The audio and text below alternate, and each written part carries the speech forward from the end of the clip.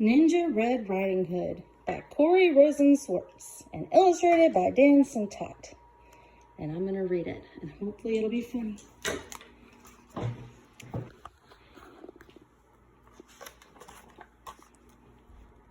Once upon a ninja-filled time, a wolf couldn't catch any prey. He kept getting licked by the dinner he picked and was growing more ticked by the day. His belly was aching for bacon. "I'm wasting away," he complained. To huff and to puff was no longer enough, so he snuck into school to be trained. He practiced his katas for hours and mastered the whirlwind and wheel. He jackknifed and flipped and at last felt equipped to once again catch a good meal. Drooling with anticipation, he set off in search of some meat. While deep in the wood, he met Riding Hood. "I'm bringing my grandma a treat." The wolf licked his chops as he saw her and hastily thought up a plan. "There are blossoms that way. You can pick a bouquet to give your little old gran."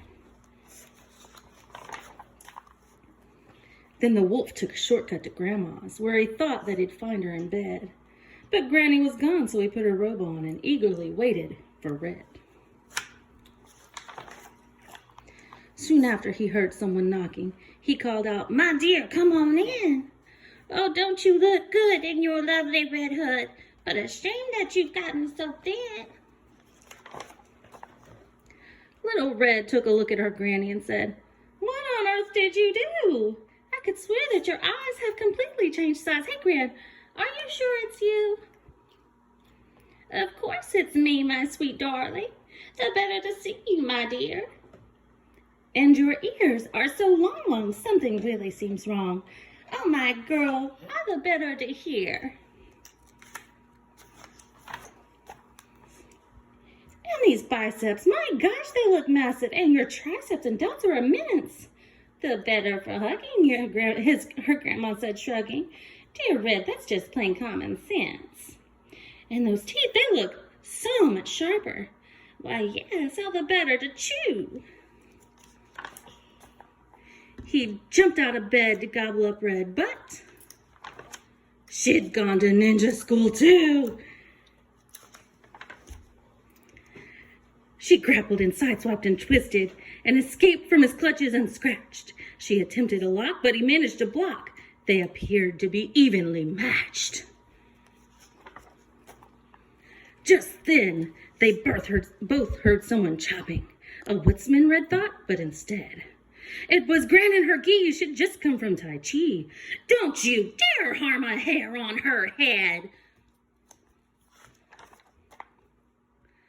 The wolf took a swing in that instant, but Red deftly dodged the attack. She got a good grip, threw him over her hip, and the wolf wound up flat on his back. "I'll skedaddle," the wolf said in anguish as he struggled back up to his feet. "Just a second, you beast. You will not be released till you promise to give up red meat."